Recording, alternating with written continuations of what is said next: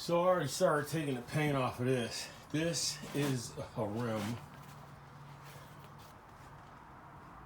That's effed, right? So what we're gonna do, start cleaning up the inside here. Gotta pull that down.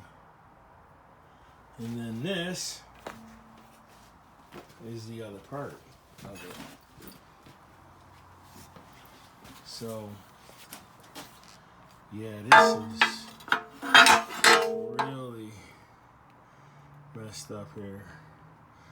So I gotta clean this whole thing up here and then start taking it down. And if it's like this. So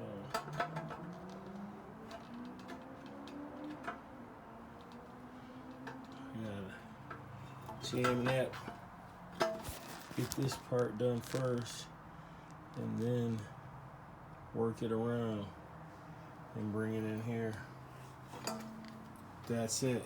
If this gets done, I'm telling you, that's it. I'm the greatest. That's where that's at.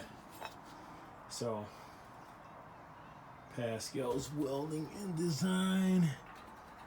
And this right here is the aluminum rim repair. So let's see how it goes. Oh yeah. Serious.